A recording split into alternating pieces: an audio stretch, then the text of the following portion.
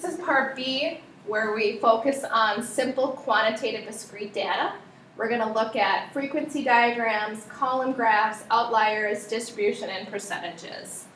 Again, you should be watching this video with your PDF notes. So here's an example of a frequency table. You want to go out and maybe ask questions of a population. So you have your sample and you want to create a tally, and then you can total up that question. So the question would be something like, in this example, the fuel type. And you'd say how many people have unleaded car gasoline. So you would tally, and then you get your total. And then you would find your other 3 types, and the sample is 50 random people.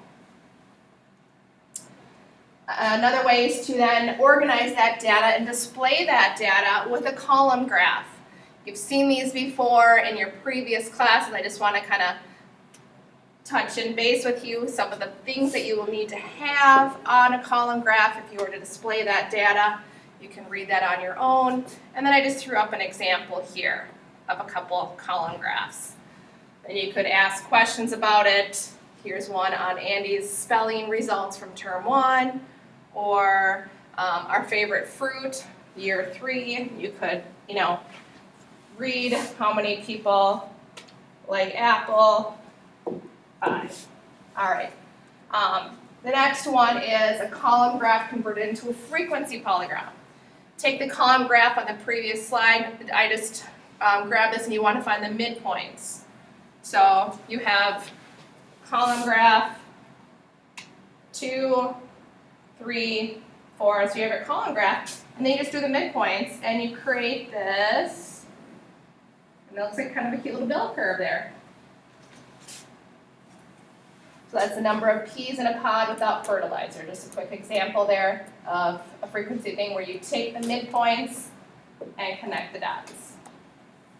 All right, here's an example of a relative frequency table. So we kind of already talked about a table with the tallies and the frequency. If you want to find the relative frequency, you just take your 2, the total number of people in that category, and you divide it by your sample space of 150.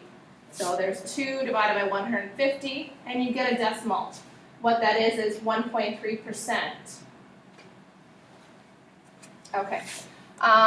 Next one is describing the distribution of the data set. And this will be more important when we get into, chi-squared and such. You have a symmetrical distribution, negatively skewed distribution, positively skewed distribution. I'm just kind of going through these. We'll be more in depth later on. Remember, this is just the introduction to some sets of data. I'm sure you've heard of this. Outliers are data values that are either much larger or much smaller than the general body of data. So here's your data. Remember, we already looked at that example of the number of peas in a pod. And then you have this outlier over here of 13. Everything else kind of falls together. So you say this would be considered your outlier, which can really affect your data and your conclusion.